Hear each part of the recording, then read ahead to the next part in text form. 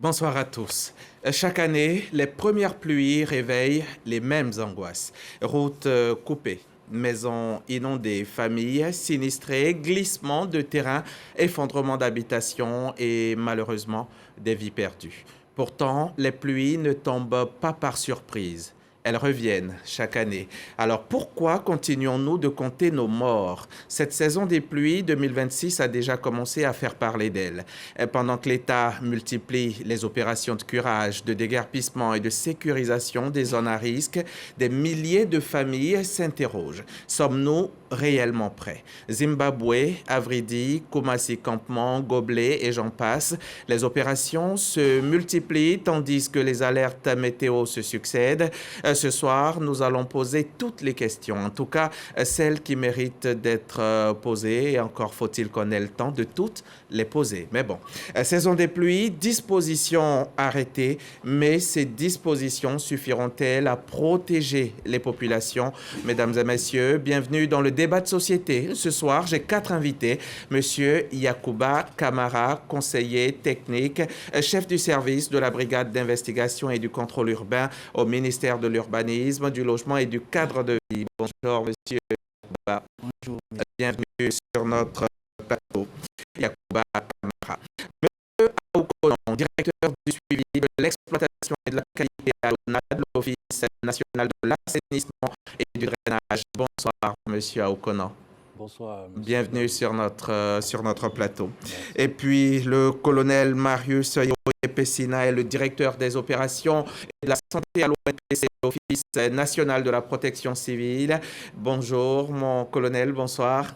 Bonsoir, monsieur Hamza. Bienvenue, mon colonel, bienvenue Merci. Sur notre plateau. Et à côté de vous, nous avons monsieur Ndri Yao Théodore, ingénieur génie civil, membre des ingénieurs de la CHANI, la Chambre nationale des ingénieurs conseils et experts du génie civil de Côte d'Ivoire. Bienvenue à chacun d'entre vous. Bienvenue sur ce plateau de RTI 1, le débat de société. Avant de parler solutions, il faut mesurer l'ampleur du danger. Abidjan est aujourd'hui confronté à une combinaison explosive. Urbanisation accélérée, occupation anarchique de certaines zones, insuffisance d'assainissement, changement climatique et densité démographique croissante. Des secteurs comme Cocody, Bingerville, Yopougon, Songon, Port-Boué ou encore Anyama figurent parmi les zones sous surveillance. Mais où se trouvent réellement les principaux points noirs? Quels sont les quartiers les plus exposés? Combien de personnes vivent encore dans des zones à haut risque? Les éléments de réponse avec David Oyo. Caniveau exigu, rues impraticables, voies coupées et inondées, risque de glissement de terrain, d'effondrement, d'éboulement et d'électrocution. C'est le visage d'Abidjan en cette saison de pluie. La capitale économique est donc mise en alerte de vigilance orange. Justement, Abidjan et bien d'autres villes de la Côte d'Ivoire sont souvent impactées par les intempéries. Cas de Bingerville, cette localité du Grand Abidjan en a fait les frais. Les précipitations ont coupé la voie principale d'accès au niveau du centre des métiers de l'électricité. Une situation similaire a été observée sur le boulevard Kofi Gado au PK9. La montée des eaux aurait également provoqué l'effondrement d'un immeuble dans la commune de Koumassi, précisément au quartier Soweto. Bilan de tous ces drames, 10 morts, dont 2 emportés par les eaux. Pour éviter plus de drames, le gouvernement a entrepris depuis le mois de mai des opérations de déguerpissement dans les zones à risque. Boussandougou, Kisangani, Belleville, Alakro, Gobelet, dans la commune de Cocody. Les habitants de ces sites ont tous bénéficié d'indemnisation. Le vendredi 29 mai 2026, les bulldozers ont fait leur apparition au marché de gros de Sipores, dans la commune de Yopougon. Un déguerpissement qui intervient pour des raisons de risque d'électrocution. Le quartier de Vridi 3, communément appelé Zimbabwe, dans la commune de Port-Boué, a aussi été déguerpi. Toutes ces opérations menées par le district autonome d'Abidjan visent à protéger les populations, sauver des vies, mettre fin aux risques sanitaires élevés et restaurer l'ordre urbain. Mais les populations impactées estiment ne pas avoir été averties et jugent le timing inapproprié.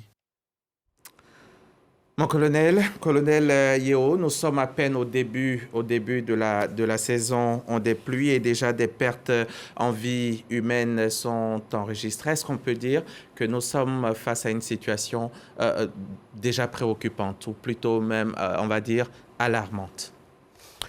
Merci, monsieur Hamza, permettez-moi avant tout propos de vous remercier et à travers votre chaîne et toute la grande famille des médias, au nom donc de ma hiérarchie, Monsieur le ministre de l'Intérieur et de la Sécurité, le général de corps d'armée Bagondo Diomandé, et de Monsieur le directeur général de l'Office national de la protection civile. Donc cette hiérarchie-là qui m'autorise à être présente ici sur ce plateau pour procéder avec vous, et donc avec toute la famille des médias, au nécessaire maintien en éveil de nos populations et surtout les tenir régulièrement informés de l'évolution de la situation concernant notre pays et les régions en fonction de leurs spécificités. Constat, avant de parler de constat, je voudrais très respectueusement transmettre la compassion de toute l'équipe dont nous avons la coordination, aux familles qui ont perdu des êtres chers et surtout à transmettre également le réconfort à ceux qui sont encore blessés ou qui sont en rémission. Vous l'avez dit d'entrée, c'est un événement qui est connu, il est cyclique, il est prévisible, il est encadré, il est même de plus en plus mieux encadré avec l'évolution des technologies que nous avons. Malheureusement, néanmoins, nous constatons des dégâts et surtout des pertes en vie humaine. Je ne dirais pas que le constat est alarmant. Je dirais plutôt que la rigueur des changements ou des perturbations climatiques combinée à l'évolution importante de nos différentes cités accroît le défi, d'où une mobilisation de plus en plus importante qui est nécessaire pour faire face à ce défi-là. Voilà ce que je pourrais dire d'entrée et je pense que les gouvernants ont pris la mesure de la chose parce que déjà au plus haut niveau de l'État, avant même d'entrer dans la saison dite saison des pluies, au plus haut niveau de l'État, donc le Premier ministre a donné le ton à travers des directives qui ont été répercutées à travers une réunion interministérielle sous la coordination de Monsieur le ministre de l'Intérieur et de la Sécurité, laquelle réunion a donné lieu une semaine plus tard à une réunion technique des opérationnels sous la coprésidence du directeur général de l'ONPC et du préfet de la région d'Abidjan. Voilà donc les dispositions qui sont prises de façon anticipatoire pour permettre d'encadrer de mieux en mieux cet aléa-là qui fait désormais partie de notre quotidien. Puisque la pluie, c'est chaque année et que nous devons suivre parce que justement les perturbations climatiques aggravent ce défi-là face à des cités qui de plus en plus sont de plus en plus denses et de façon importante peuplées. Voilà le premier constat que je pouvais faire avec vous concernant la saison des pluies. Alors, quelle est votre contribution, vous, à l'ONPC? Quelle est la contribution de l'ONPC dans l'identification des zones à risque, dans le district d'Abidjan et même à l'intérieur du pays? L'ONPC qui a pour mission générale de mettre en œuvre la politique du gouvernement en matière de protection civile fait chaque année la mise à jour aussi bien à Abidjan qu'à l'intérieur du pays de l'ensemble des zones à risque. Ce travail-là est un travail d'équipe qui s'appuie sur les collectivités à travers les services techniques, mais également les autres ministères selon leur technicité et selon leur mission particulière. Donc cette mise à jour-là est faite systématiquement chaque année pour permettre que dans chaque commune, où que vous vous trouviez, vous sachiez s'il y a une zone à risque à proximité de votre habitation ou de votre lieu de travail et quelle est l'attitude à avoir vis-à-vis de cette zone-là. Où cela peut être consulté? Si aujourd'hui j'ai envie de savoir si tout près de chez moi ou de mon lieu de travail, s'il y a une situation, si je suis dans tout près d'une zone à risque, comment je peux le savoir aujourd'hui, ce soir? De façon directe, le plus près de vous, c'est les services techniques de la mairie, de la commune où vous habitez. D'accord. Pour les besoins de la coordination, ces listes-là nous sont également remontées pour que nous puissions assurer un screening général, puisque notre mission s'étend sur toute l'étendue du territoire. Et Si je prends mon téléphone, il n'y a pas un site quelque part, une plateforme où je peux tout de suite taper, voir ma localisation, savoir si tout près de chez moi c'est un problème, il y a un problème et ça irait un peu plus vite, non, mon colonel? je pense que vous ouvrez une piste d'amélioration de ce système-là. Oui. Néanmoins, les zones sont marquées de telle sorte qu'elles ne puissent pas être manquées par qui que ce soit. D'accord. Elles sont marquées, elles sont visibles en tout temps, de nuit comme de jour, pour permettre une circulation et une continuité de la vie malgré les pluies et malgré les différentes incidences que ces pluies-là pourraient amener. D'accord. Monsieur Camara, depuis plusieurs semaines, il y a des opérations de déguerpissement qui sont en cours, qui sont menées, on va dire quoi, à Zimbabwe, à Kumasi Campement, à Boussandoro, Kisangani, Belleville-à-Lacro, ou même encore à Gobele. Est-ce que c'est la preuve? Est-ce que ce soir, vous nous direz si c'est la preuve que l'État a identifié des zones où il estime que les vies sont directement menacées? Alors, merci, M. Diaby. Alors, à la réponse à votre question, il faut savoir que l'État a effectivement identifié un certain nombre de zones où les populations sont fortement exposées aux effets de la pluie, mais aussi à d'autres formes d'insécurité. Alors, ces zones dont vous venez de parler, effectivement, s'inscrivent dans les actions du comité interministériel dont vient de parler le colonel. Voilà, et donc ces déguerpissements se font en tenant compte effectivement du risque de l'importance du risque. Voilà. Et si, malheureusement, si nous ne procédons pas comme ça, on risque d'avoir encore plus de pertes en vies humaines, et ce que nous ne souhaitons pas. D'accord. Ça, on l'entend bien. Si vous ne le faites pas, les risques encourus peuvent être encore plus grands. Mais pourquoi attendre l'approche de la saison des pluies ou même pendant la saison des pluies pour procéder à ces déguerpissements? Alors, aujourd'hui, si vous voulez, l'incivisme est l'un des comportements, on va dire, qui fait légion. Voilà. En fait, il y a eu plusieurs opérations sur ces zones-là. Malheureusement, chaque fois qu'il y a eu déguerpissement, il y a eu encore recolonisation. Et donc il faut s'attendre demain à une certaine recolonisation encore? Oui, il faut s'attendre à une recolonisation. Qu'est-ce que vous faites pour que ça ne revienne pas? Oui, aujourd'hui, ce que nous faisons, c'est nous envisageons justement un plan de mise en valeur de ces zones-là, de sorte à éviter justement ces recolonisations-là. Kumasi Campement, ces déguerpissements, c'est des risques de pluie, d'éboulement ou d'autres choses? Est-ce que c'est cela précisément? Non, campement, c'est un autre sujet. Chose. C'est un autre sujet. Autre chose. À Siporex, à Yopougon, d'abord, vous allez nous le dire. C'est quoi le sujet? Kumasi Campement. Non, campement, si vous voulez, c'est un sujet qui a un rapport avec des titres de propriété. Voilà, certaines personnes se réclament propriétaires et donc ont réalisé des actions de déguerpissement.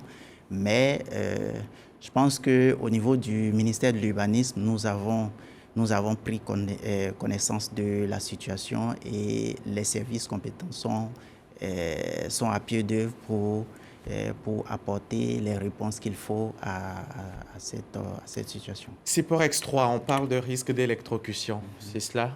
Ah, Siporex Yopougon. Alors, il y a longtemps que cette zone oui. est vraiment fréquentée. Aujourd'hui, du coup, on se souvient qu'on peut être électrocuté. D'où ça vient? Oui, les risques d'électrocution sont, je vais parler peut-être sous réserve de l'ONPC. Les risques d'électrocution sont généralement liés peut-être à des surtensions. D'accord. À des surtensions. Parce qu'il faut dire que la population abidjanaise croît très vite et il y a des zones qui étaient prévues pour un certain nombre pour une certaine quantité de population qui aujourd'hui sont saturées. Voilà. Et malheureusement, il faut chaque fois qu'il y a présence humaine à un endroit, il faut aussi réaliser, on va dire, il faut densifier le réseau qui va permettre d'alimenter, on va dire, pour assurer un meilleur cadre de vie à ces populations-là. Qu'est-ce que vous répondez à ceux qui pensent que l'État attend toujours qu'il y ait des premières victimes avant d'agir? Bon, je pense que ces personnes, je ne dirais pas qu'elles ont tort. Voilà. En fait, elles ont leurs raisons. Voilà. Mais il faut savoir que l'État a investi beaucoup. A beaucoup anticipé. Effectivement. Il y a eu beaucoup d'anticipation. Mais malgré les anticipations, quand vous créez par exemple une zone où les gens vont venir habiter, vous vous attendez peut-être à 10 personnes et puis après vous vous retrouvez avec 10 fois plus. Et quand c'est comme ça, bon, l'État,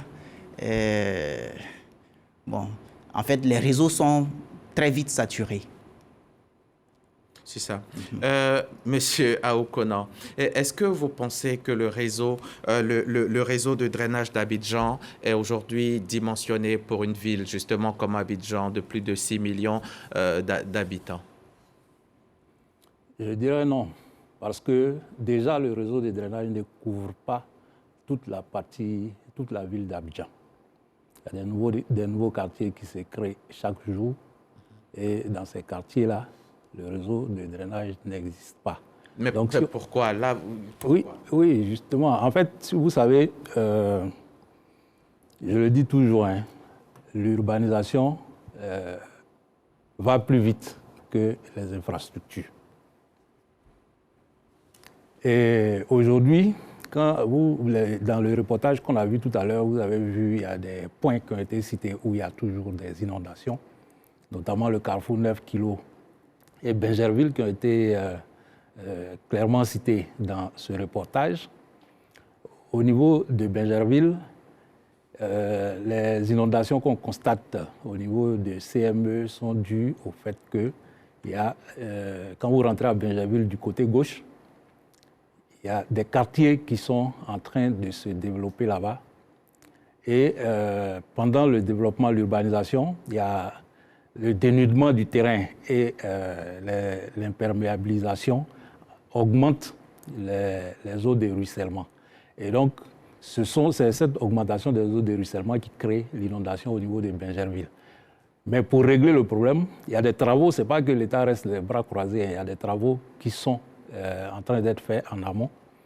En amont de ce pont-là, il y a 2 barrages écrêteurs qui ont été réalisés dans le bassin versant et il y a des différents canaux de drainage qui sont en train d'être revêtus pour réduire les inondations en ces points-là. Monsieur Aoukonan, oui. C'est en train d'être fait, c'est toujours en train. Ça fait beaucoup d'années que ça ça se passe de la même manière tout le temps. Depuis ces bassins, ces écrêteurs, tout ce que vous citez, c'est toujours en train, ça se termine quand finalement? Non, on ne peut pas dire que c'est toujours en train parce qu'il y a des endroits où des choses ont été réalisées qui sont terminées. On a parlé des endroits où les inondations sont récurrentes, où chaque année, l'inondation, il n'y a pas de changement, c'est pareil. Vous avez cité 9 kilos, toujours. À Bingerville, toujours. Toutes ces années-là, qu'est-ce qui se passe? Pourquoi les travaux ne s'achèvent pas finalement? Non, les travaux de drainage structurants comme ceux dont nous parlons, sont des travaux qui sont lourds d'abord en termes de préparation. Il y a des études, de grandes études qui doivent être effectuées en amont. Ensuite, comme c'est des travaux qui, en général, ont des coûts très élevés, donc il faut trouver les financements et puis ensuite réaliser les travaux. Donc vous voyez que le processus, c'est tout ça qui fait que le processus, parfois, on a l'impression que... Mais là, aujourd'hui, les Ivoiriens, ils nous suivent. Quel délai on donne pour que ces travaux, les études, les travaux en eux-mêmes et tout ça puisse finalement faire en sorte que les inondations, on n'en connaisse plus dans ces endroits-là? Bon, au niveau de 9 kilos, il faut dire il y a... Le problème, c'est qu'il y a des barrages écrêteurs qui devaient être réalisés en amont, mais qui n'ont pas pu être réalisés parce que les sites qui devaient abriter ces ouvrages-là sont occupés. Et l'indemnisation des populations qui occupaient ces sites-là revient plus de 10 fois plus cher que le projet. Donc le projet a été abandonné et le projet de barrage écrêteur a été abandonné, mais il y a une autre option qui a été adoptée qui consiste à faire ce qu'on appelle un tunnel à partir du site de ancien Blue Rock pour évacuer toutes ces eaux-là qui viennent s'accumuler au niveau de 9 kilos pour créer les inondations. Donc toutes ces eaux-là vont être évacuées à partir de ce tunnel-là jusqu'à dans la zone de l'ancienne décharge d'Akwedo. Et le projet a été lancé et les travaux le démarrage des travaux est en préparation. Donc la durée des travaux, c'est 2 ans. Donc d'ici 2 ans, ces travaux seront réalisés. 2 ans à partir de quand? À partir de maintenant. De maintenant? Oui. Donc l'an prochain, malheureusement, on va encore souffrir. Les travaux ne seront pas achevés, malheureusement. Il n'y a pas de connexion entre vous, il n'y a pas de synergie d'action entre vous, l'ONAD, réseau de drainage, donc vous qui en êtes en charge, et le ministère de l'Urbanisme. Parce que vous dites, bon, on veut faire quelque chose, malheureusement, il y a des constructions là-bas, et c'est occupé, et il y a de nouveaux quartiers qui se construisent, le réseau, il n'est pas existant. Qu'est-ce qui se passe? Il n'y a pas de connexion, il n'y a pas de synergie d'action? Alors, il y a une synergie d'action. Voilà. On échange très souvent avec le ministère de l'assainissement. Il participe à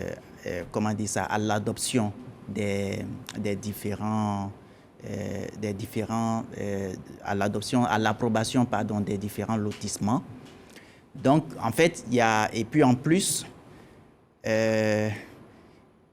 c'est un ministère qui nous sollicite lorsque, par exemple, ils ont un couloir qui fait l'objet d'occupation. Et on échange également avec eux lorsqu'on identifie des zones où il y a certains risques. Voilà. Le véritable problème, c'est que, comme je l'ai dit, il y a... le véritable problème pour moi, c'est l'incivisme des populations. Voilà. Il se trouve que des réserves... D'accord, peut-être. Oui. Mais l'incivisme n'est pas celui qui crée le dysfonctionnement, peut-être dans vos rapports au quotidien. Non. On n'a pas... L'incivisme est un problème à part. Exactement. En fait, ils peuvent avoir, par exemple, il parlait tout à l'heure de l'occupation des sites, réservés au bassin.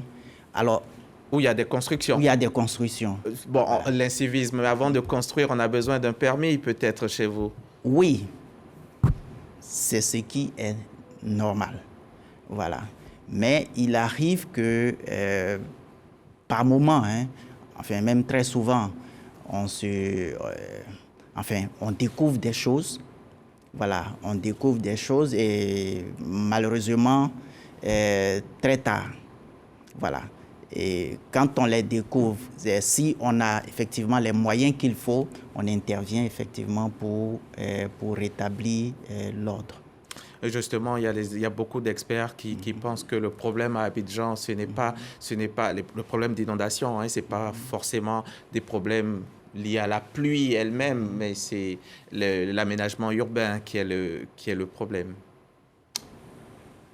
L'aménagement, moi je pense que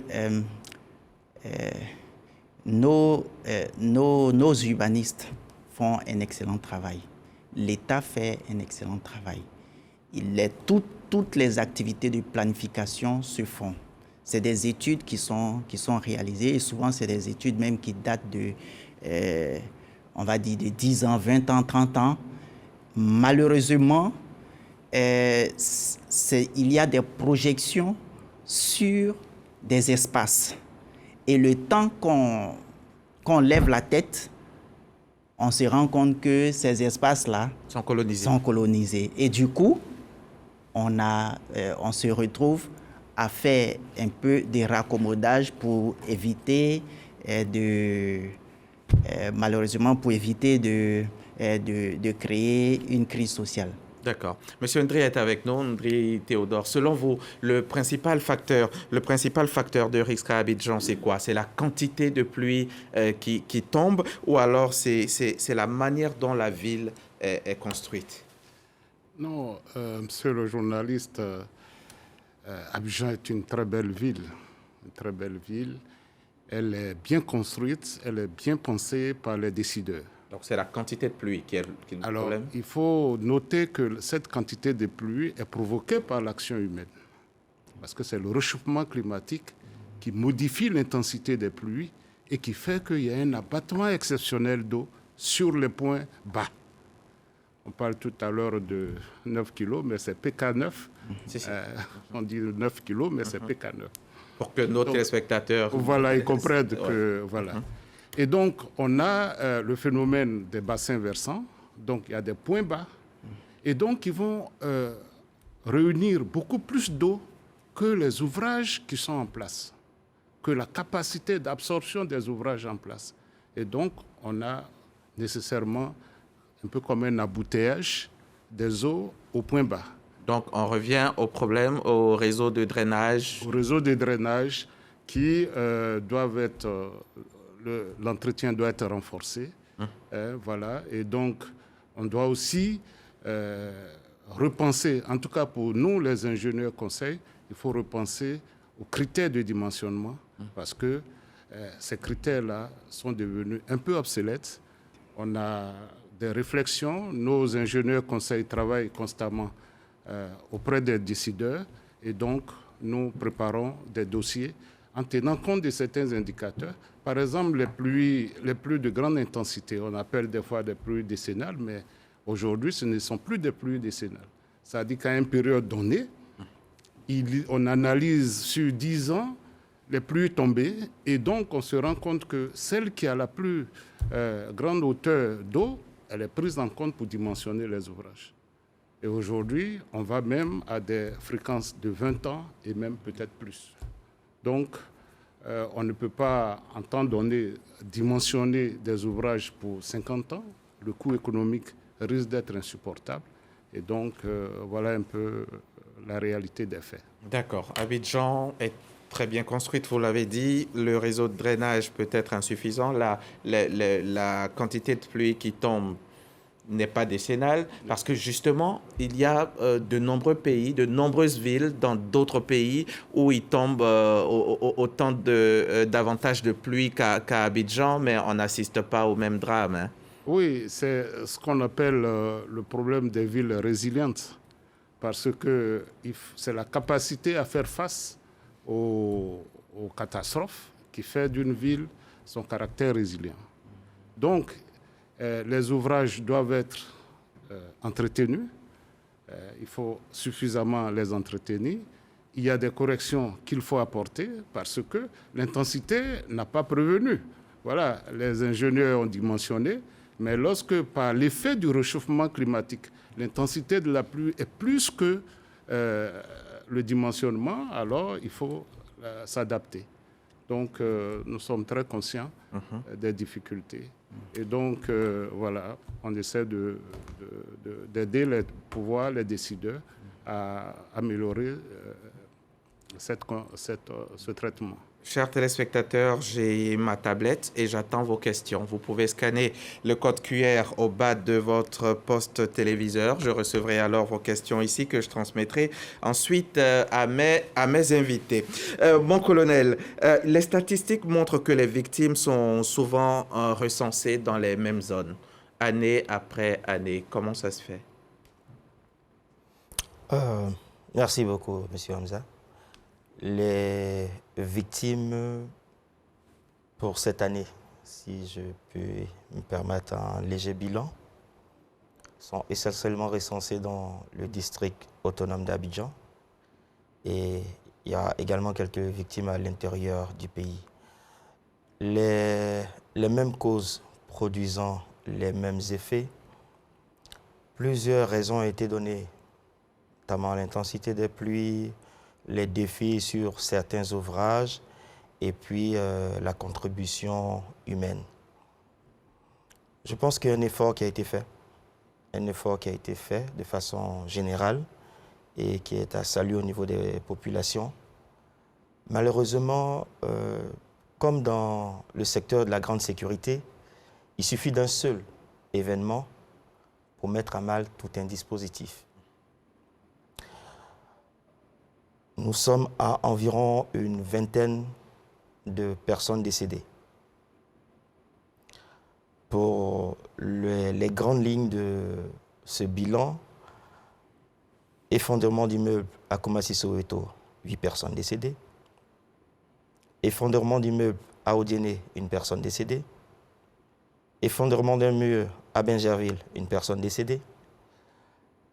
Électrocution, 2 cas de 2 fois 2 personnes. Plutôt foudre, 2 cas de 2 fois 2 personnes. Et puis électrocution, 2 personnes. Quand vous ôtez ça du bilan de 20 personnes, vous vous retrouvez à 4 personnes. Donc, plusieurs facteurs viennent aggraver la situation du bilan dont nous sommes en train de parler. Donc, la principale cause de décès, c'est quoi, mon colonel? Pendant la saison des pluies.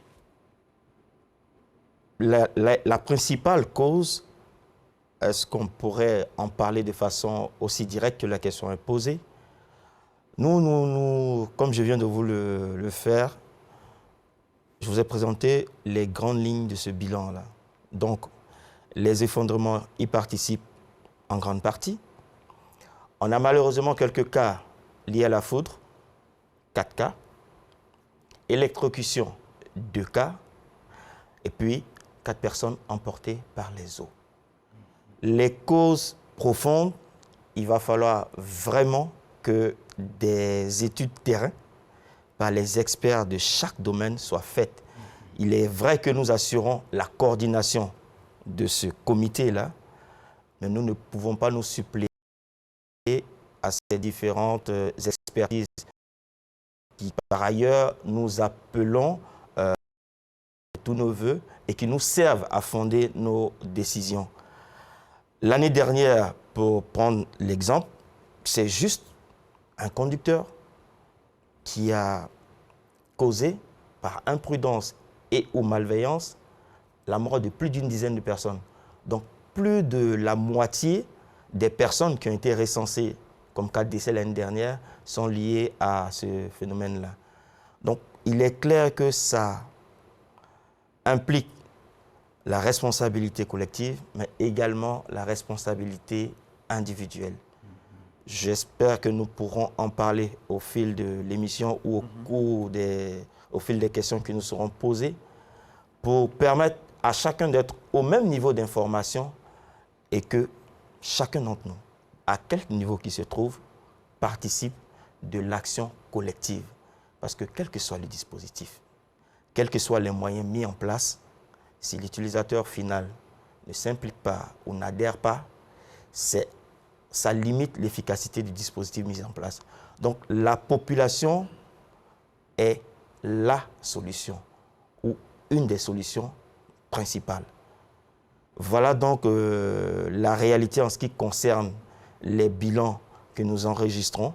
Donc, la réalité du bilan de l'année dernière est différente de celle de cette année et nous espérons et nous souhaitons que chacun prenant sa part dans cette lutte-là, qui est une lutte collective, nous arriverons à traverser cette période de pluie qui fait partie de notre quotidien, qui fait partie des saisons qui rythment l'année et qui est la même, sinon un peu plus aggravée, dans certaines régions et parties du monde qui enregistrent des phénomènes exceptionnels, qui n'ont jamais été observés sur plus de 50 ans, qui n'ont jamais été observés sur plus de 100 ans parfois. Nous avons, si on peut le dire, nous sommes plutôt bien lotis d'avoir des services techniques qui nous permettent, à travers les services de météo, d'encadrer clairement cette période-là, et des services qui mettent à jour régulièrement les zones à risque, et aussi l'accompagnement de l'État, au plus haut niveau de l'État, pour permettre de traverser le plus sereinement possible cette période particulière. Monsieur Aokonan, est-ce qu'il existe aujourd'hui une cartographie précise des points noirs du drainage? Comme l'a dit le colonel, la mise à jour des zones à risque, il a dit que ça se faisait avec tous les acteurs, dont le ministère en charge de l'assainissement. Alors, les points noirs, il y en a de deux catégories. Hein.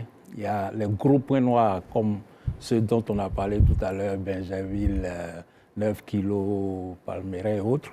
Maintenant, il y a des petits points noirs qu'on voit dans les quartiers, qui sont souvent dus juste au fait que des déchets ont bouché une traversée de voie par lequel passe un caniveau.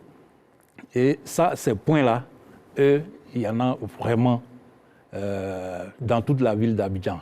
Pour vous donner une idée, c'est-à-dire que le traitement de ces points-là, ces petits points noirs dans les communes, on les appelle les points critiques. Et par an, il y a au moins 500 points comme ça que nous traitons chaque année. C'est-à-dire qu'il y a certains où le dysfonctionnement est récurrent et donc on est obligé de passer plusieurs fois pour... 500 points par an. Oui, de points critiques dans les communes. Je ne parle pas des gros points où il y a les grosses inondations, mais les points où, par exemple, un caniveau, une traversée de voie est bouchée et donc ça inonde en amont, ça perturbe la circulation. Pas au même point que sur le boulevard, mais quand même, c'est des points... Et tout ça, c'est dû à l'indiscipline? Ça, principalement, c'est dû à l'incivisme, puisque c'est les déchets qu'on laisse traîner qui bouchent ces ouvrages. D'accord. 500 points, c'est beaucoup, c'est énorme. Mais vous dites que c'est récurrent. Alors, quand vous passez, qu'est-ce qu'il faut faire? C'est-à-dire que ce qui se passe, que les 500 points, comme je dis, c'est-à-dire c'est pas, y a certains qui sont revisités plusieurs fois au cours de l'année, oui. Mais il y a certains qui, lorsque on fait une intervention, il faut attendre plusieurs mois pour que ça revienne. Mais il n'y a pas autre chose à faire que le nettoyage de ces ouvrages-là et les opérations de sensibilisation des populations à proximité pour que les comportements s'améliorent. Alors on va dire que le retard causé, le retard connu par le manque le retard de drainage, on va dire, explique un peu notre vulnérabilité face à cette pluie qui arrive. Oui, comme je dis, ça dit que en fait les risques d'inondation, l'inondation survient pour y remédier. Il y a deux démarches principales. Oui. D'abord, il faut réaliser les ouvrages, ça c'est une démarche. Et puis, lorsque les ouvrages sont déjà réalisés, il faut les entretenir.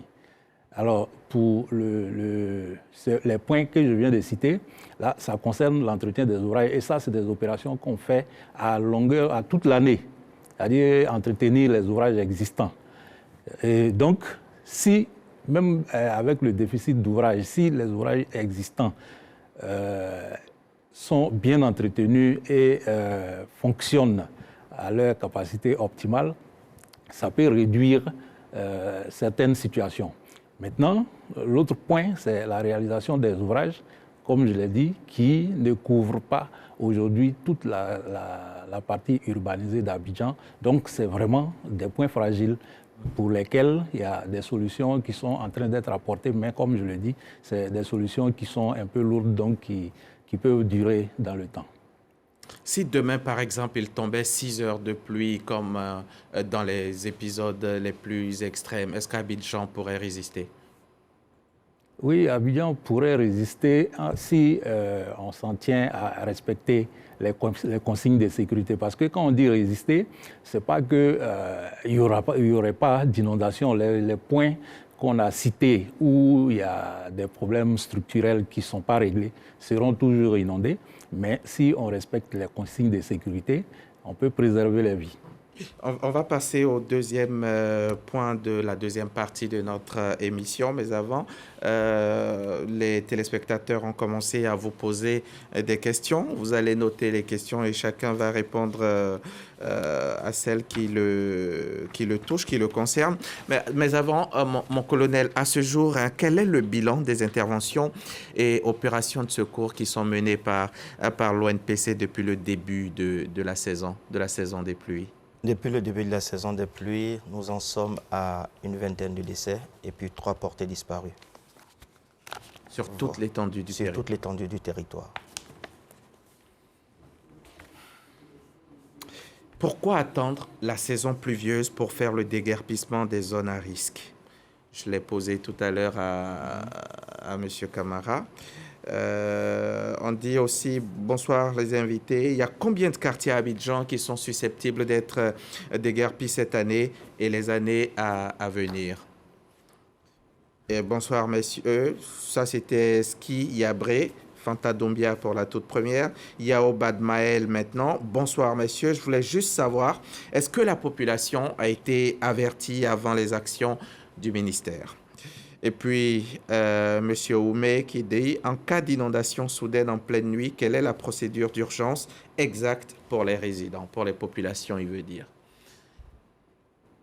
Voilà. On va y aller, M. Camara, il y a beaucoup de questions auxquelles vous êtes appelé à répondre. D'accord. Alors, pour ce qui concerne la question de celui qui demande pourquoi on attend la saison des pluies. Pantadombia, oui. Voilà, je pense qu'on a apporté un élément de réponse à cette question-là. Voilà. Donc, mais en une seconde, vous pouvez lui rappeler ça, peut-être oui. qu'il n'a pas suivi. En réalité, on n'attend pas forcément la saison des pluies. On procède à des déguerpissements. Et je pense que la population devrait savoir qu'il y a des zones qui ne sont pas constructibles. Donc, si vous venez vous installer sur ces zones-là, vous risquez, on va dire, vous mettez votre vie en danger. Et donc, chacun devrait être responsable de sa sécurité. Ça, c'est l'élément fondamental pour la sécurité. Donc, vous n'avez pas à coloniser un espace sachant que vous n'avez aucun titre, vous venez vous installer sous on va dire des couloirs, on va dire dans des couloirs de haute tension, à flanc de Talweg, ou alors carrément dans un lit comment dire ça, dans un lit on va dire de cours d'eau. Mais en le faisant, vous vous mettez en danger. Ces espaces-là ont été laissés de façon, on va dire, c'est à des fins. C'est parce que ces espaces doivent jouer un rôle. Et toutes les personnes qui s'installent dans ces espaces-là contribuent justement à créer le phénomène d'inondation à Abidjan. Voilà. Donc, pour ce qui concerne le nombre de quartiers à déguerpir, je ne peux pas donner un chiffre exact. Nous, on raisonne généralement en zone à risque. Donc, on identifie des zones Et ces Vous pouvez nous en zones-là, citer ici quelques-unes, ces zones qui sont à risque, pour que les populations qui y habitent ou qui ces sont à zones- proximité sachent ce qu'elles ont à faire. Mon colonel, si vous pouvez nous aider. On va avancer le temps que vous vous D'accord. retrouviez dans vos fiches. Et si vous ne pouvez pas pour le moment Oui, nous oui, donner de zones c'est à ça, risque, je- mais avant la fin de l'émission, certainement, vous ça- nous en donnerez. Ça marche. Oh, oui. Maintenant, est-ce que les populations sont averties? Bon, il faut dire que les déguerpissements actuellement se font dans un cadre, on va dire, comment dire ça, dans un cadre interministériel. Et donc, on va dire ce cadre est chapeauté par l'ONPC, mais c'est essentiellement le district qui procède au déguerpissement. D'accord. Autre réponse, chers invités? Il y avait des questions, hein?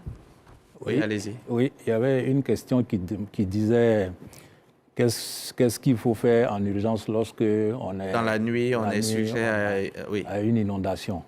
Bon, là, moi, je dirais, normalement, la première chose à faire, c'est de chercher un point haut pour s'abriter. Hein. C'est-à-dire que si vous êtes dans un immeuble, il faut aller vers le toit et puis ensuite appeler les secours. C'est ça. Voilà, je pense que c'est... On peut rappeler les numéros d'urgence ici, mon colonel? Permettez que je puisse adresser la question. Je pense que la question qui nous a été adressée la plus directement possible, c'est celle des inondations. Oui, c'est ça. Qu'est-ce qu'on fait en cas d'inondation subite la nuit? Oui. Avant toute montée subite des eaux, ce que je recommande, ce que nous recommandons à chacun d'entre nous, c'est de rester informé régulièrement concernant la météo, qui cible les zones et qui donne certaines dispositions, certains niveaux de vigilance. Maintenant, en cas de montée des eaux, le premier réflexe, c'est de se mettre à l'abri autant que faire se peut et surtout alerter le plus rapidement possible les secours qui sont par ailleurs prépositionnés. C'est-à-dire, on fait en sorte de rapprocher le plus les secours des populations pour réduire les délais parce que les zones sont connues. On parlait tout à l'heure de certaines zones à risque. La très célèbre PK9, appelée communément 9 kg, est connue. Il y aura forcément, en cas de pluie dans cette zone-là, une montée des eaux importante à ce niveau-là.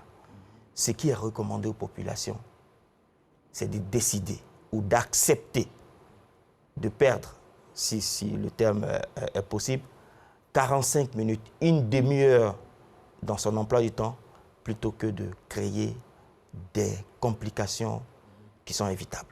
L'ouvrage qui est en train de s'élever à cet endroit-là, est-ce que ça va venir aider?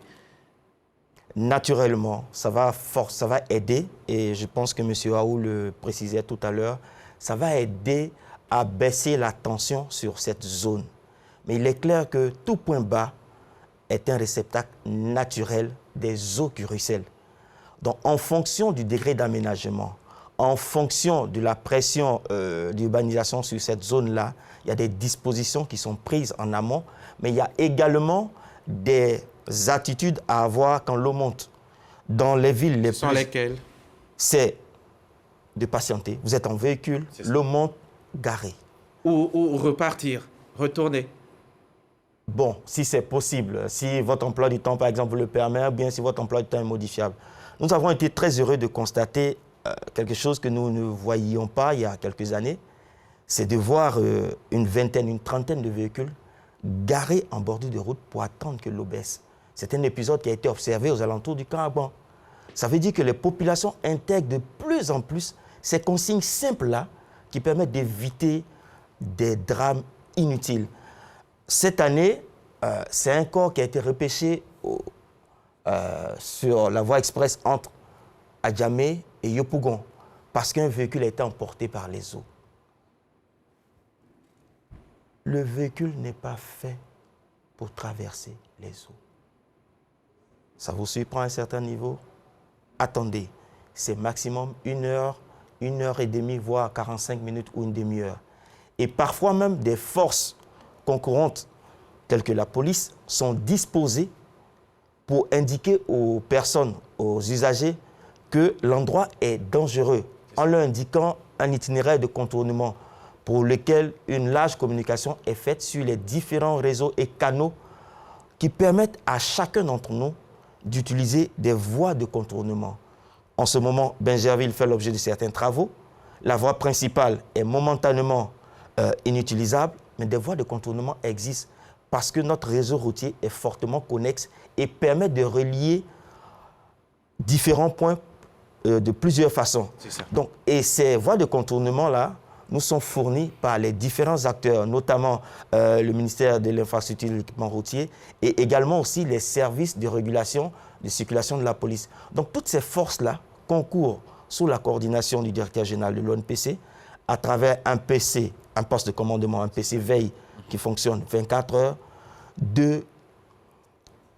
d'accomplir une certaine synergie pour permettre que chacun d'entre nous puisse traverser, mais vraiment sereinement, cette saison des pluies. Et c'est largement possible. Et la Côte d'Ivoire en a les possibilités. Curage de caniveaux, construction d'ouvrages de drainage, déguerpissement de zones à risque, prépositionnement des secours, comme l'a dit le colonel Yeo, cellules de veille. Le gouvernement affirme avoir pris cette année des dispositions exceptionnelles pour limiter les dégâts liés aux fortes pluies. Mais quelles sont concrètement ces mesures? Quelles sont les dispositions à prendre surtout pour éviter les inondations? On en a parlé un petit peu, mais on va à présent écouter Eugène Kofi, le secrétaire général de la Chambre nationale des ingénieurs conseils de Côte d'Ivoire. Il faut quitter les zones à risque qui ont été identifiées par le gouvernement à travers l'ONAD et l'ONPC. Ce sont les zones inondables, les bas-fonds, les berges, les pieds de collines, les bâtiments construits sans un ingénieur, car le code de la construction est très clair. Ce sont les ingénieurs qui assurent la stabilité des bâtiments. En ce qui concerne les bâtiments construits sans l'assistance d'un ingénieur, il faut faire une étude de stabilité. Faire le curage personnel des caniveaux devant chez soi, protéger ses biens personnels dans la maison, prévoir une lampe avec des piles, de l'eau potable, de la nourriture et veiller à ce que son portable soit toujours chargé. Ranger aussi son véhicule hors zone inondable. Monsieur Aoukonan, est-ce qu'il y a des infrastructures invisibles, invisibles que le citoyen ne voit pas, mais qui pourtant sont essentielles à la sécurité?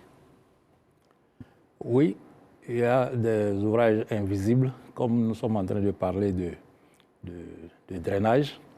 C'est-à-dire le réseau de drainage, il est en partie à ciel ouvert et en partie enterré.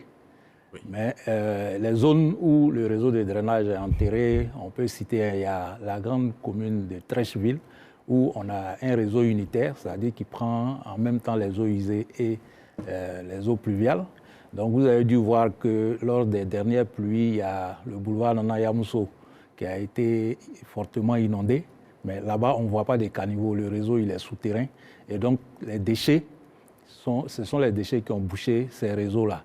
Et par la suite, la SODECI est partie pour aller, qui a un contrat avec l'État pour entretenir ces réseaux-là et aller déboucher, mais c'est des pneus, des lots de pneus qui ont été sortis de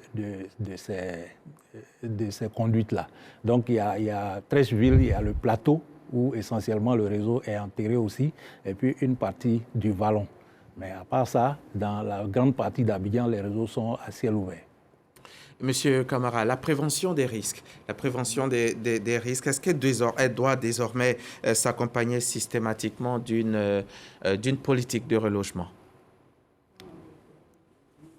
Alors, une politique de relogement, effectivement, on va dire c'est nécessaire, mais je pense que les habitants doivent eux-mêmes penser d'abord à leur sécurité.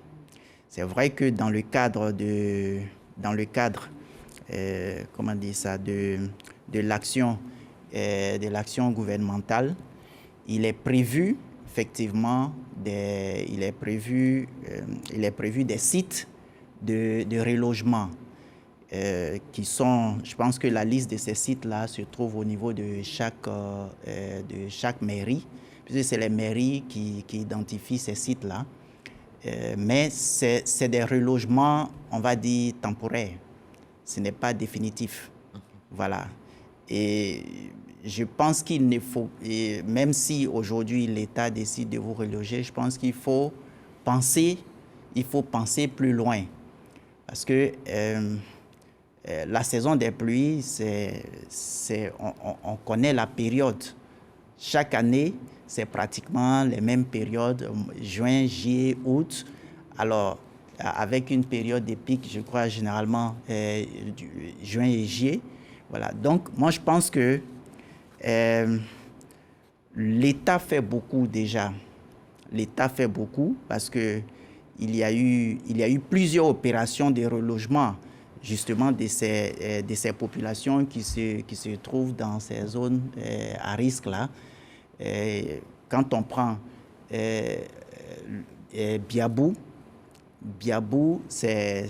en fait, c'est une opération que l'État a menée en vue de reloger des populations qui étaient dans des situations dangereuses. Voilà. Et il existe plusieurs opérations comme ça, mais je pense que de façon, on va dire, de façon responsable, il faudrait que chacun pense à sa sécurité. Entre construire, M. Ndri, entre construire des ouvrages, davantage d'ouvrages et empêcher les installations dans les zones à risque, la priorité absolue, c'est laquelle? Alors, nous avons toujours recommandé la prévention au système curatif. Si nous prévenons, donc la sensibilisation, nous demandons au pouvoir d'empêcher les populations de s'installer sur les zones à risque, cela permet alors de pouvoir endiguer le phénomène des inondations. Donc, c'est beaucoup moins cher de prévenir que de réaliser. Parce que quand vous voulez construire, c'est plus cher. Voilà. Donc, il est beaucoup... Quoique c'est important de construire des ouvrages. Oui, c'est important de construire, mais les ouvrages aussi répondent à des fonctions. Et si la sensibilisation permet de ne pas dépenser, ça serait plutôt... Mais on dit que les ouvrages qu'on a aujourd'hui sont réalisés pour les pluies du passé. Oui. Alors qu'aujourd'hui, on parle de changement climatique. Oui. Monsieur Aoukonan qui sourit. Hein? C'est vrai, non? Bon, en fait, à la question... Monsieur Ndri, on revient à vous. Vous allez poursuivre. À la question que vous avez posée de savoir entre réaliser les ouvrages et puis libérer les voies d'eau. C'est ça. C'est ce qui était le plus important. La priorité. La priorité, pour moi, c'est libérer les voies d'eau. Parce que, comme je le dis, même là où les ouvrages ne sont pas réalisés, normalement, ces ouvrages-là, quand on va les réaliser, c'est sur ces voies d'eau-là qu'on les réalise. Mais s'il pleut, même s'il pleut fort, et que ces voies d'eau-là ne sont pas occupées, c'est sûr qu'il n'y a pas de risque pour les populations. Mais ça ne va pas non plus vous empêcher de faire... Non, ça n'empêche pas. Mais au moins, ça permet, ça évite qu'on ait des victimes. C'est ça. Donc pour moi, c'est ça qui est la priorité, puisque la réalisation des ouvrages peut prendre du temps. C'est ça. C'est ça. Et ça prend beaucoup de temps en ce moment. Beaucoup, et ça fait des années que vous êtes sur les mêmes ouvrages, monsieur. Beaucoup de temps et beaucoup de moyens. De budget. Voilà. Beaucoup d'argent. Allez-y, monsieur. Oui, bien sûr. La réalisation des ouvrages fait appel au recasement, à l'évacuation des emprises. Donc nécessairement, par la sensibilisation, par les recasements, il faudra libérer les emprises des ouvrages, avant même toute construction. Voilà. D'accord. Mais on peut plus dire qu'on vise le zéro mort, ou bien on peut toujours le clamer, l'espérer, peut-être pour les prochaines années. Et là, cette année, c'est déjà biaisé. C'est ça. C'est toujours espérer. C'est ça. Et les dispositions sont prises en matière de prévention pour que ça n'existe pas. Néanmoins, comme nous savons que, comme c'est dit de façon commune, le risque zéro n'existe pas, nous prévoyons des dispositifs pour pouvoir faire face aux éventuelles situations. C'est pour cela que dans le cadre des différentes mises à jour, au-delà de l'identification des zones à risque, il y a des sites de recasement potentiels qui sont visités, identifiés et mis à niveau dans chaque commune pour pouvoir accueillir de façon temporaire des familles ou des personnes qui pourraient être amenées à être mises en sécurité. C'est-à-dire le niveau d'eau atteint une certaine hauteur et les personnes ne peuvent pas rester là où elles sont. Donc on les met en sécurité, elles ne sont pas encore victimes, elles ne sont pas encore blessées, mais on les déplace pour les mettre dans des zones qui ont été préalablement identifiées et qui sont capables d'accueillir de façon temporaire des familles avec le minimum de bien-être pour leur permettre de continuer de façon humaine leur vie et surtout les mettre à l'abri d'autres désagréments. Donc ce travail-là est fait concomitamment à l'identification et à la mise à jour des zones à risque. Ça permet aux différents responsables dans leur secteur, les maires dans leur commune par exemple, de savoir quels sont les sites potentiels dans lesquels ils pourraient accueillir les personnes qui devront être déplacées si un risque exceptionnel arrivait et de mettre à niveau ces différents endroits-là. Et pour ce faire, ils bénéficieront d'un appui de l'État de Côte d'Ivoire pour permettre de mettre à niveau ces différents endroits-là et ces différentes zones pour que de façon sereine, les secours, une fois ayant sorti les personnes de ces zones dangereuses-là, puissent les y conduire tranquillement et que la machine puisse fonctionner le plus efficacement possible. Les secours, justement, sont-ils aujourd'hui mieux préparés? Merci pour cette question qui est très spécifique. Les secours sont de mieux en mieux préparés. Et le niveau de préparation des secours est rendu possible par l'implication des plus hautes instances de l'État.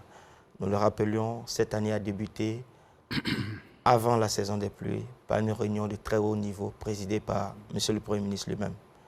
Et les directives ont permis, à travers une réunion interministérielle, d'aboutir à une réunion des opérationnels.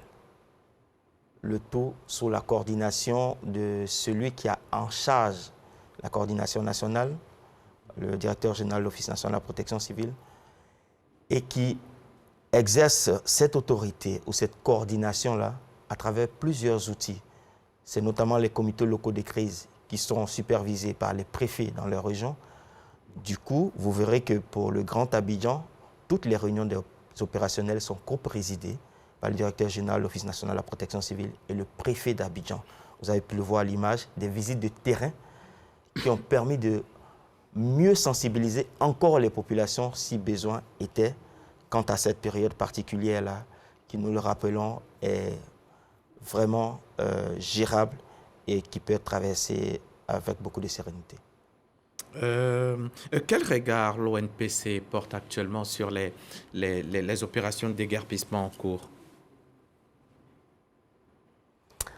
Je voudrais d'entrée préciser que la mission de l'Office national de la protection civile, la mission générale de l'Office national de la protection civile, c'est de porter secours.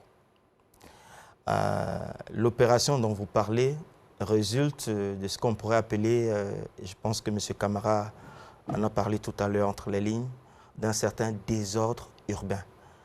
C'est la question d'un désordre urbain qui est en train d'être adressé à travers ces différentes opérations. Mais il est clair que ces opérations peuvent impacter certaines actions sur le terrain. Elles peuvent impacter ces actions-là déjà dans le sens de permettre une meilleure prise en charge de certaines zones. Vous avez pu le constater cette année, des quartiers comme Boussangadougou, Alak-Robelville et Gobelé ont fait l'objet d'un déplacement accompagné et encadré par l'État de Côte d'Ivoire. Donc, ces opérations-là facilitent l'intervention des secours. Parce que ces points bas-là, une fois qu'ils deviennent le lieu où les eaux sont piégées, au-delà des eaux, piègent des familles entières qui ne devraient pas y être. Et pour ne pas avoir chaque année à revoir les mêmes scènes et les mêmes images, quelquefois difficiles à soutenir, il est bon que de façon concertée, nous puissions adresser ces différentes problématiques. Je voudrais saisir l'opportunité qui m'est offerte pour parler des zones sous haute tension. Je voudrais rappeler à nos concitoyens, les zones sous haute tension ne sont pas des zones où il faut habiter et où travailler. Que ce message-là soit reçu pour éviter certaines situations. C'est quoi les numéros d'urgence, mon colonel? Si vous permettez que je puisse vous les lire. C'est cela. Allez-y. Ok, j'y vais très rapidement. Numéro d'urgence, numéro vert. C'est bon, vous les avez? Je les ai. Allez-y, mon colonel. Très bien. Les numéros d'urgence, en ce qui concerne l'Office national de la protection civile, donc en charge de la coordination nationale, vous avez le 07 89 32 32 32, le 05 74 32 32 32, le 01 50 32 32 32. Pour les services de police, vous avez le 100, le 07 78 43 76 46, je reprends 07 78 43 76 46 et le 01 03 79 91 44. Pour le groupement de sapeurs-pompiers militaires, vous avez le 180, un peu plus connu. Et vous avez également le 01 01 80 13 28, donc 01 01 80 13 28 et le 01 01 80, on va dire 13 28, je pense 13, que c'est une 28. répétition. Oui. C'est Je pense que c'est à ces numéros-là qui sont des numéros en permanence disponibles. C'est ça. Les secours sont joignables à tout moment. Et ces secours-là ont été préparés et équipés pour pouvoir faire face, au mieux des cas, à toutes les situations. Je voudrais aussi saisir cette opportunité pour demander que ces numéros ne soient appelés que En cas d'urgence. de nécessité. C'est cela. Merci, mon colonel. Et on va donc faire attention à ne pas porter peut-être toute la responsabilité aux populations. Les citoyens, ils ont leur devoir, c'est sûr, mais l'État aussi a ses obligations. Il faut savoir où placer le curseur, c'est ça, non? Et où faut-il le placer, M. Camara? Alors, l'État a effectivement la responsabilité je vais dire, d'assurer un cadre de vie sain à toutes les populations. Voilà. Donc, bon, je pense que l'État fait beaucoup. Fait ce qu'il a à faire. Fait ce qu'il a à faire. Et, bon, mais je note quand même qu'il y a encore beaucoup à faire. C'est ça. Voilà. Essayez d'expliquer, M. Camara, à ces familles-là qui nous regardent, comment leur expliquer à ces familles qui dorment aujourd'hui à la belle étoile qu'elles sont en train d'être protégées? Alors, aujourd'hui, les déguerpissements, comme je l'ai dit, c'est... en fait, aujourd'hui, les déguerpissements se font, on va dire, dans un cadre, on va dire, qui est plus géré par le district. Voilà. Mais il faut dire que nous avons effectivement de la compassion pour toutes ces populations-là qui se trouvent aujourd'hui sans abri. Voilà. Et je pense que l'État, je pense que l'État voit ce qui est en train de se passer. Et certainement des choses seront faites. Voilà. Je sais que dans le cadre du programme des logements, il était prévu, je crois que c'est depuis l'année dernière, il était prévu de recaser justement un certain nombre de populations qui étaient déguerpies, qui a été déguerpie. Voilà. Donc, l'État est très sensible à tout ce qui se passe. Mais pour l'État, je vais dire, la vie vaut mieux que, comment dire ça, la vie vaut mieux que beaucoup de gens. Enfin, la vie n'a pas de prix, en fait. Voilà. Donc, autant préserver ces vies que de les laisser. C'est vrai que c'est le district d'Abidjan qui porte ces déguerpissements et malheureusement nous n'avons pas de représentants du district sur ce plateau. Quand on voit Zimbabwe, Kumasi, Campement, Goblé, Belleville à Lacro, est-ce qu'il faut comprendre que d'autres opérations similaires pourraient encore intervenir dans les semaines à venir?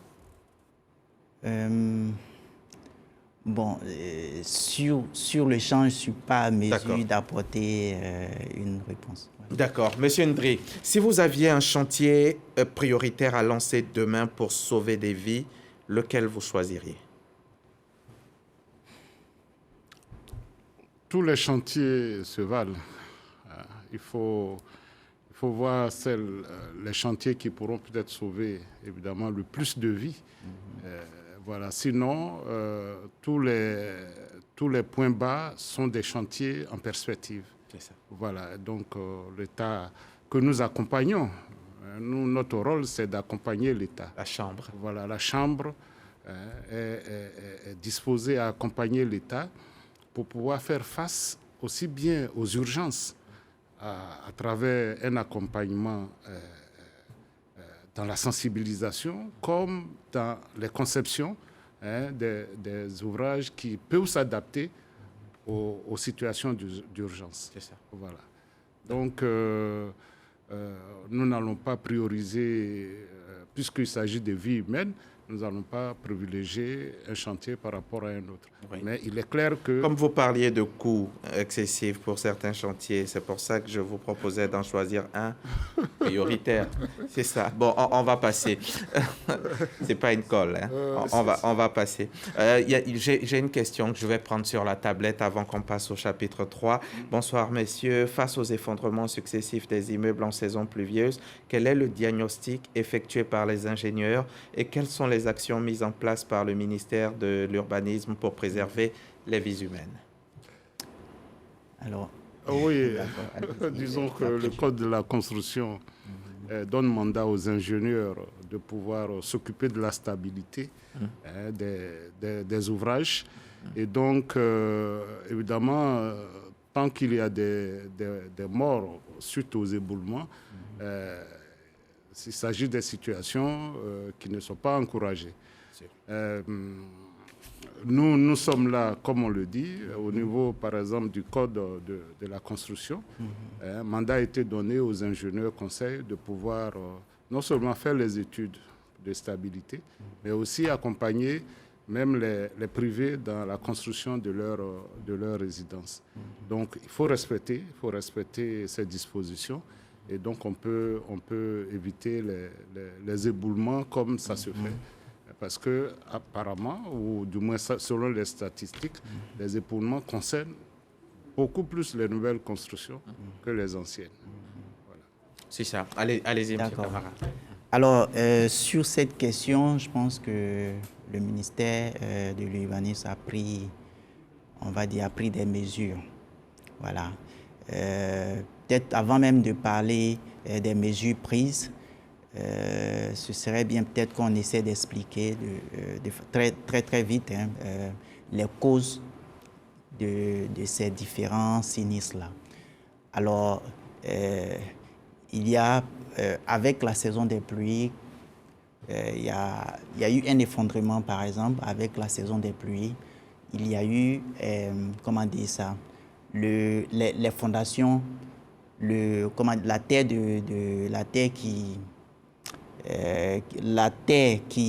sur laquelle reposent les fondations s'est affaissée. Et automatiquement, il y a eu rupture de la fondation, ce qui a entraîné le basculement de l'immeuble. Voilà.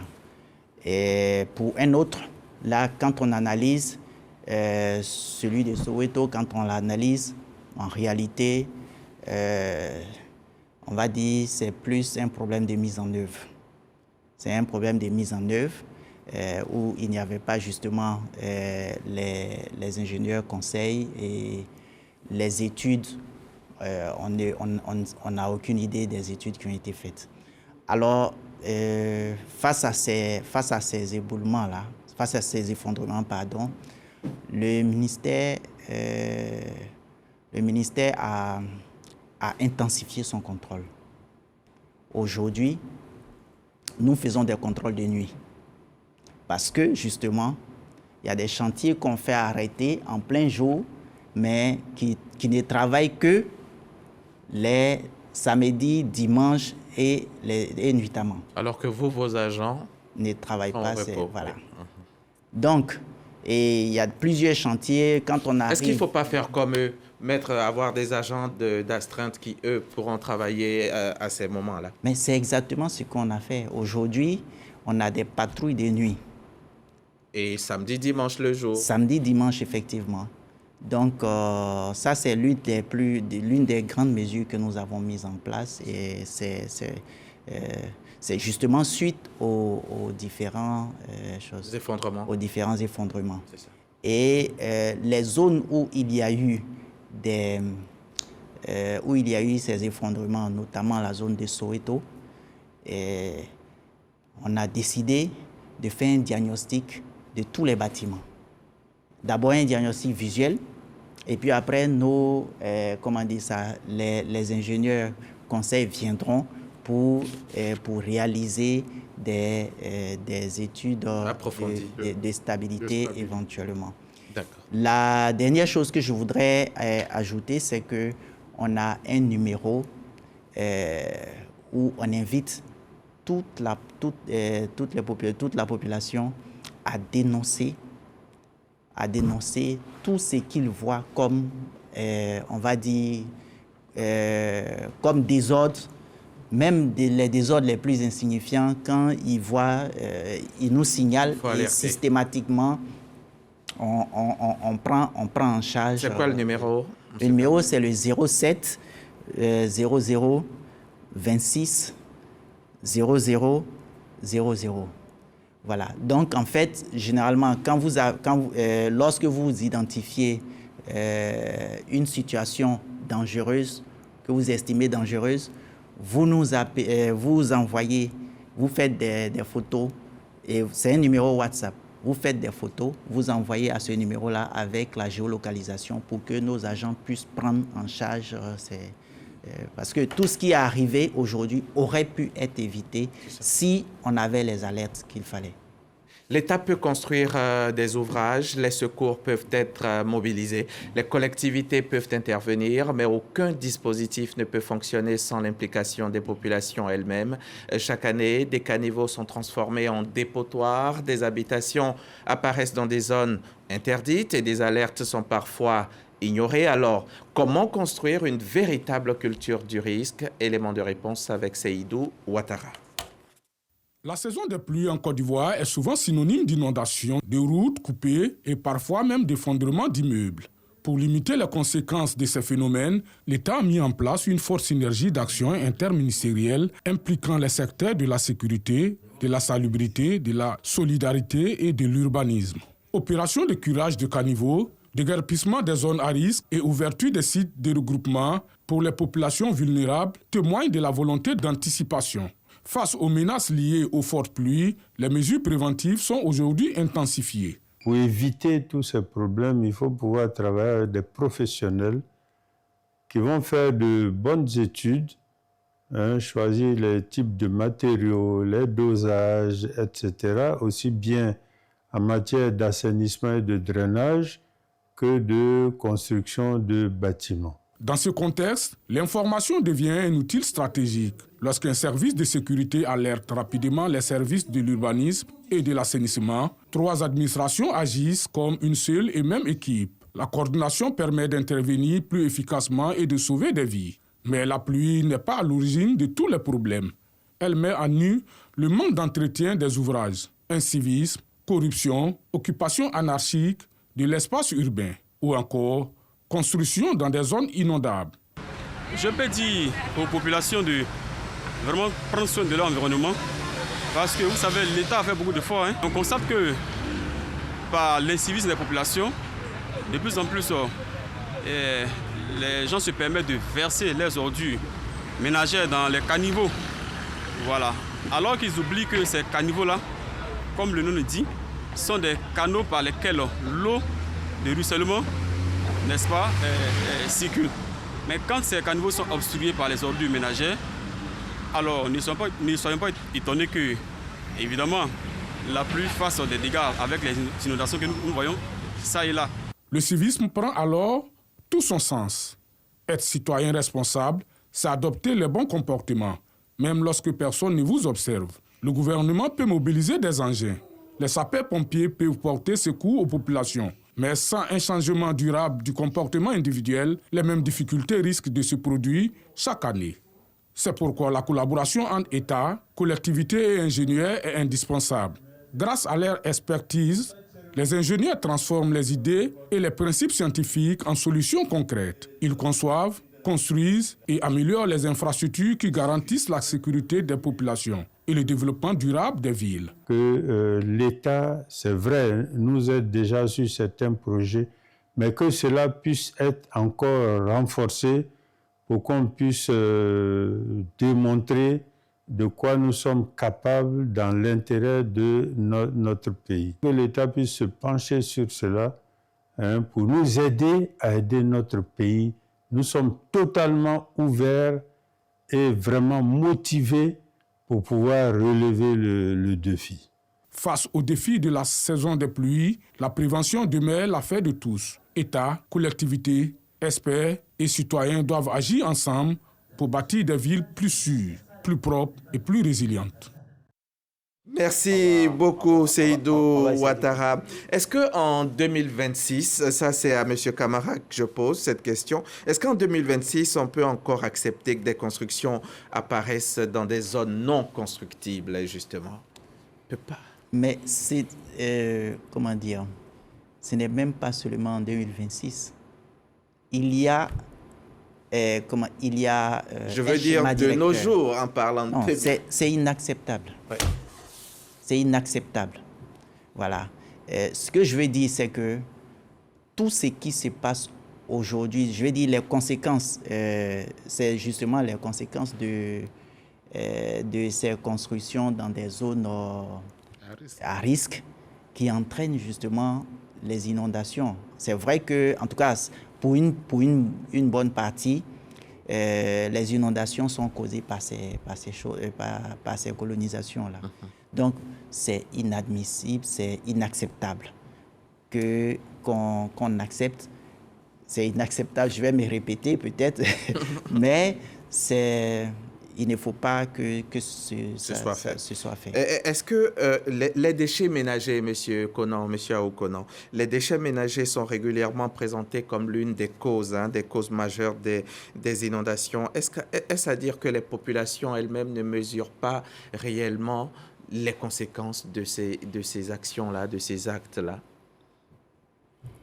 Je dirais oui, parce que dans tout ce qu'on dit, on parle toujours d'incivisme. Lorsque vous êtes dans la circulation et que quelqu'un il est dans sa voiture, il mange une banane qui jette la peau par la fenêtre, ça a l'air d'un acte anodin, mais ce sont ces petits comportements-là accumulés qui créent les problèmes. Voilà, donc ça dit qu'il n'y a aucune raison, et ça c'est le message qu'on véhicule dans tous les programmes de sensibilisation. Il n'y a aucune raison de jeter des déchets dans les ouvrages qui sont chargés de... Parce qu'on ne peut pas parler d'inondation naturelle quand un caniveau est transformé volontairement en dépotoir. C'est ça, c'est pour ça que j'ai parlé de la partie de la ville où les ouvrages sont déjà réalisés. Si on en prend soin, ça permet au moins d'éviter les problèmes dans ces zones-là.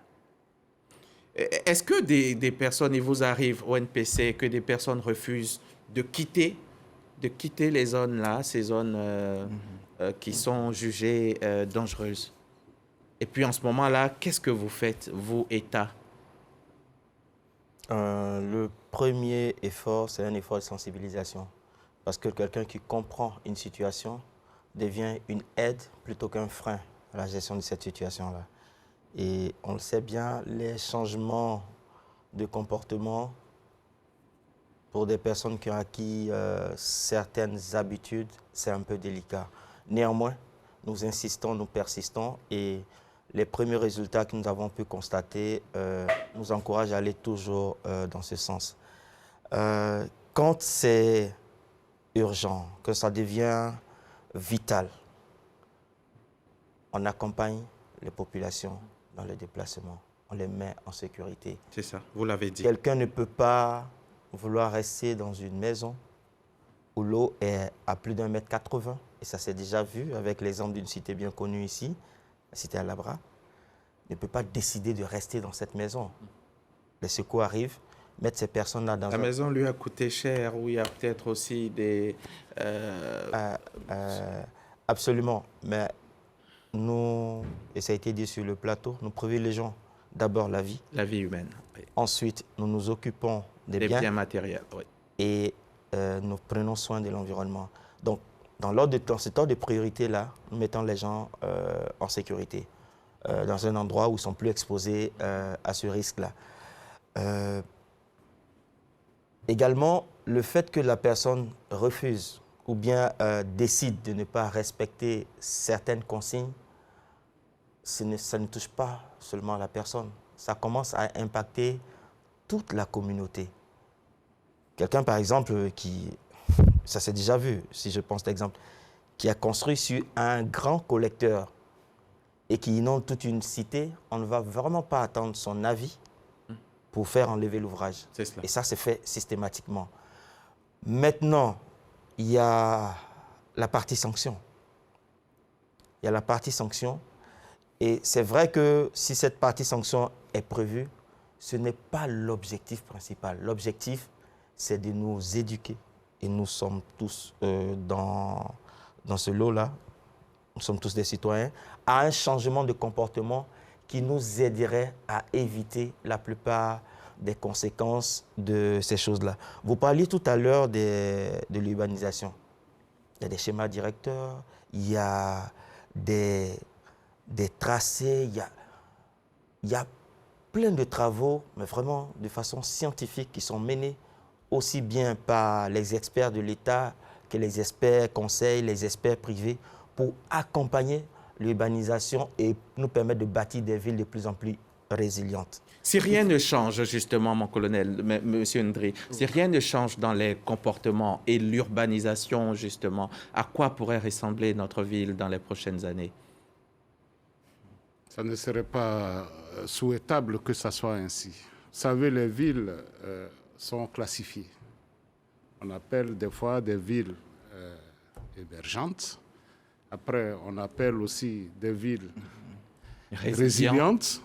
Ensuite, des villes intelligentes. Donc la tendance, c'est d'aller vers la résilience. On en est où, nous, en ce moment? Nous tendons vers la résilience. Parce qu'on est capable de faire face aux obstacles et aux dégâts qui se présentent. Oui, c'est vrai qu'il y a des montées d'eau, mais ces eaux qui montent, 1 heure après ou 2 heures après, descendent. Voilà. Donc, nous sommes sur le chemin, sur un processus. Oui. Voilà. Et les ingénieurs, comme je le dis, nous accompagnons ce processus-là pour que ça soit vraiment dans les normes. D'accord. Nous allons terminer cette émission. Plus que deux petites minutes. Mais on parlait de priorité.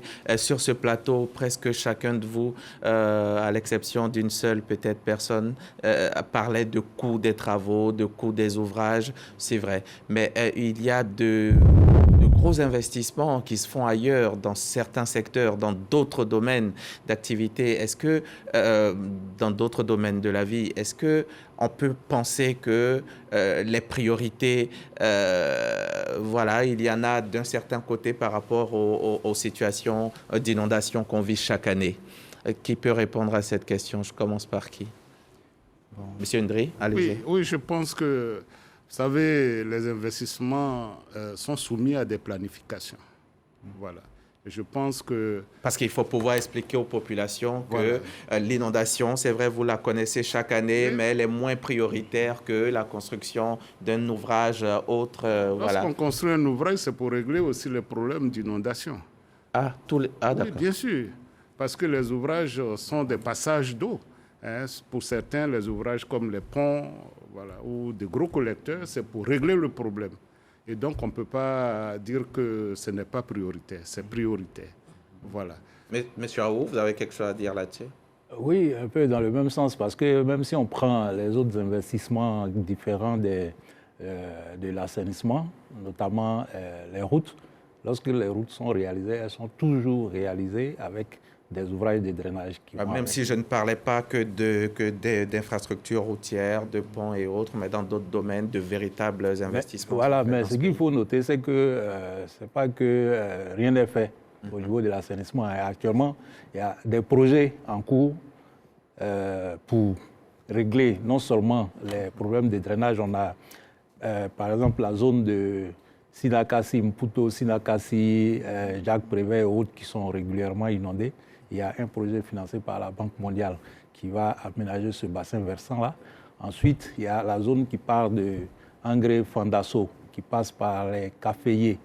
Là, sur ce tronçon également, ça aboutit au niveau de Bonoumé. Sur ce tronçon également, le même projet est en train de réaliser des ouvrages là pour réduire. Alors, les problèmes sont adressés, ce sont les financements qui restent. Il y a certains qui sont déjà financés, les travaux sont même en cours. Voilà, mais seulement les travaux mettent un peu de temps. D'accord. Une dernière question sur la tablette. Il y en a beaucoup, une seule, et puis on va terminer là-dessus.